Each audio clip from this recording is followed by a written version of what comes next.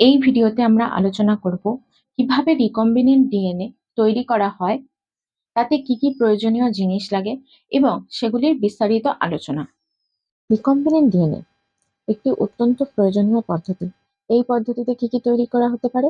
এই পদ্ধতিতে ইনসুলিন তৈরি করা যেতে পারে, গ্রোথ হরমোন তৈরি করা যেতে পারে, যা বামনত্ব রোগের ক্ষেত্রে খুবই প্রয়োজনীয়। এছাড়াও ইনসুলিন দেওয়া হয় বিভিন্ন পেশেন্টদের। এছাড়াও এ থেকে ট্রান্সজেনিক উদ্ভিদ তৈরি করা যায়, যা অনেক বেশি ফল প্রদান করতে পারে। তারপর আমরা জানবো যে এই রিকম্বিনেন্ট ডিএনএ কাকে বলে।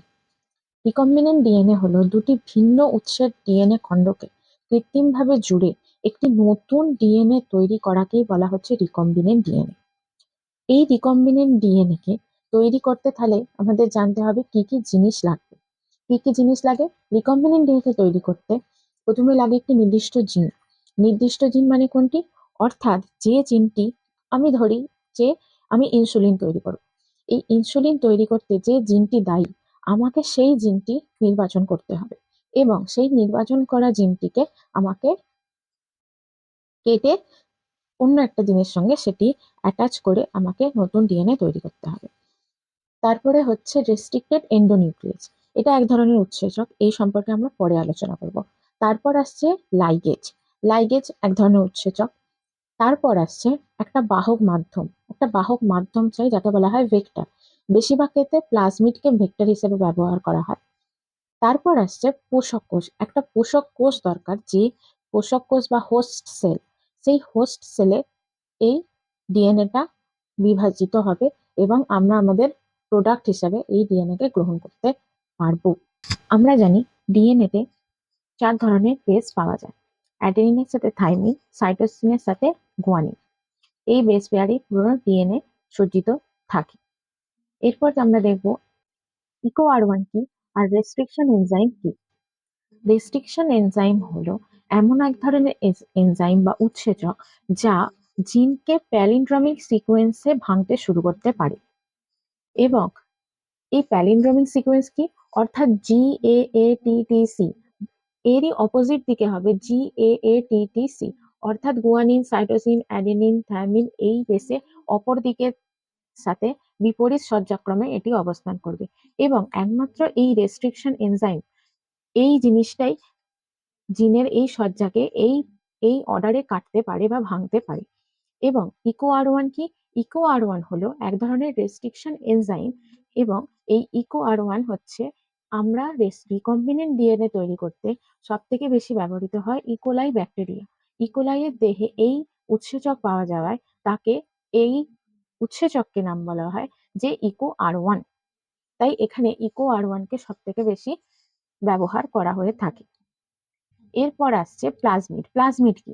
প্লাজমিড হলো একটা দ্বিতন্ত্রী গোলাকার ডিএনএ, ব্যাকটেরিয়ার দেহে পাওয়া যায়। এই ব্যাকটেরিয়ার যেটা জিনোম, যেটা ব্যাকটেরিয়ার জিন বহন করে আছে, সেই ব্যাকটেরিয়ার জিন থেকে এটি আলাদা। এটি গোলাকার হয়ে থাকে এবং এটি সব থেকে গুরুত্বপূর্ণ বৈশিষ্ট্য হলো এটি স্বতন্ত্র বিভাজিত হতে পারে। এটি বিভিন্ন বৈশিষ্ট্য বহন করে আছে। অ্যান্টিবায়োটিক রেজিস্ট্যান্স, উচ্চ ক্ষার সহ্য করার ক্ষমতা, অম্লতা সহ্য করার ক্ষমতা, এই বৈশিষ্ট্যগুলো বহন করে বলে এই প্লাজমিডকে আমরা উপযুক্ত হিসাবে নিই রিকম্বিনেন্ট ডিএনএ তৈরি করার জন্য। এরপর আসছে রিকম্বিনেন্ট ডিএনএ তৈরি করার পদ্ধতি।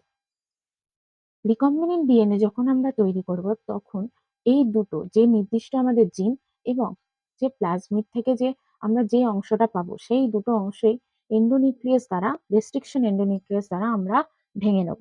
এই যখন আমরা ভেঙে নেব, তখন এদিকে আমি বাঁদিকে দেখতে পাচ্ছি আমাদের একটা জিন, আর এদিকে দেখতে পাচ্ছি আমাদের একটা প্লাজমিডের জিন। এবার এই উভয় জিনই আমরা ইকোআর1 দ্বারা ভেঙে নিলাম। ইকোআর1 দ্বারা ভাঙলে এখানে দেখতে পাওয়া যাচ্ছে একেবারে প্যালিন্ড্রমিক সিকোয়েন্সেই এই জিনিসটাকে কেটেছে বা ভেঙেছে এবং যে একতন্ত্রী একটা বেস পেয়ারের অংশ পড়ে থাকছে তাকে বলা হচ্ছে স্টিকি এন্ড। এবং সর্বশেষে আমরা পাচ্ছি যে উভয় জিনেরই দুটো অংশ একটা একটা সিঙ্গেল স্ট্র্যান্ড হয়ে আছে বা একটা একটা একতন্ত্রী অবস্থায় আছে। বাট তখনও পর্যন্ত এই জিনিসটা কিন্তু জোড়েনি। আমাদের এই দুটো জিনিসকেই জুড়তে হবে।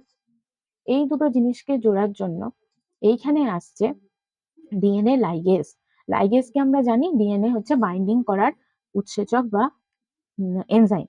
তো এই ডিএনএ লাইগেজ তারপর আমরা প্রয়োগ করব, প্রয়োগ করার পর এই দুটো, একটা প্লাজমিডের জিন আর একটা হচ্ছে আমাদের যে নির্বাচিত জিন, এই দুটো জিনের মধ্যে দুটো জিনকে কম্বাইন করা হলো। এরপর আমরা পাচ্ছি এখানে একটি রিকম্বিনেন্ট ডিএনএ, অর্থাৎ যেখানে প্লাজমিড এবং আমাদের নির্বাচিত জিন দুটি একসাথে জয়েন্ট বা যুক্ত হয়ে আছে। এরপরে এর পরের স্টেপে হচ্ছে এই রিকম্বিনেন্ট ডিএনএ কে আমাদের কোনো একটা ব্যাকটেরিয়া, অর্থাৎ যেটা আমরা এখানে ইউজ করছি ইকোলাই ব্যাকটেরিয়া, সেই ইকোলাইয়ের ব্যাকটেরিয়ার দেহে সফলভাবে প্রতিস্থাপন করতে হবে এবং যাতে সেটি স্বতন্ত্রভাবে বিভাজিত হতে পারে এবং আমাদের রিকম্বিনেন্ট ডিএনএটার আরো বেশি যাতে প্রতিলিপি গঠন হতে পারে সেটি আমাদের দেখতে হবে।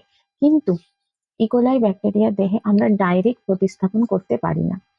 এই পদ্ধতির হার আরো বেশি বাড়ানোর জন্য একাধিক প্লাজমিড তৈরি করা হয় এবং সেই প্লাজমিডকে একটি ইকোলাই ভর্তি প্লেটেতে সফলভাবে প্রতিস্থাপন করা হয় যাতে এই প্লাজমিডগুলি ইকোলাই দ্বারা গৃহীত হয়।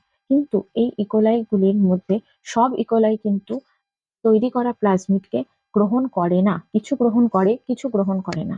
এবার যেগুলি গ্রহণ করবে তাদের মধ্যে স্বতন্ত্রভাবে এই রিকম্বিনেন্ট ডিএনএ, নতুন বৈশিষ্ট্যযুক্ত ডিএনএ স্বতন্ত্রভাবে বিভাজন হবে। বিভাজন হওয়ার পর আমরা সেগুলিকে আবার তাদের দেহ থেকে সফলভাবে বার করে নিয়ে যে কাজের জন্য সেটি তৈরি করা হয়েছে তাকে সেই রকম কাজের জন্য ব্যবহার করা হবে। এক্ষেত্রে আরো কয়েকটি প্রশ্ন থেকেই যায় যে কিভাবে আমরা চিনবো যে কোনগুলি আমাদের সেই, কিছু ডিএনএ আছে তাদের মধ্যে তাদের নিজস্ব, কিছু ডিএনএ আছে আমাদের রিকম্বিনেন্ট, এদের মধ্যে আমরা চিহ্নিতকরণ কি করে করব যে কোনটি আমাদের রিকম্বিনেন্ট ডিএনএ। এবং এছাড়াও আমরা আরো জানতে হবে যে কত ধরনের প্লাজমিড ব্যবহার করা হয়, শুধু এক ধরনেরই প্লাজমিড বা ভেক্টর ব্যবহার করা হচ্ছে না, এখানে বিভিন্ন ধরনের প্লাজমিড বা ভেক্টর ব্যবহার করা হয়। এবং সুতরাং এই কোশ্চেন গুলো থেকে যায়, এখানে ফাজ ভাইরাসও ব্যবহার করা হতে পারে। এছাড়াও এগুলি দুটো পদ্ধতি আছে এবং কোন পদ্ধতিতে আমরা এটিকে চিহ্নিতকরণ করব, এগুলির সমস্ত উত্তর পরের ভিডিওতে আছে। কারো কোনো প্রশ্ন থাকলে অবশ্যই কমেন্ট বক্সে জানাবেন। ভালো লাগলে আমার চ্যানেলটি সাবস্ক্রাইব করবেন। ধন্যবাদ।